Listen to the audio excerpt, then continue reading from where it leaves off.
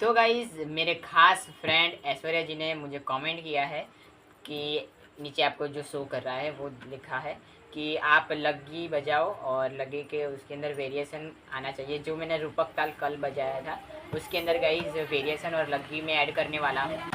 तो सबसे पहले रूपक नॉर्मल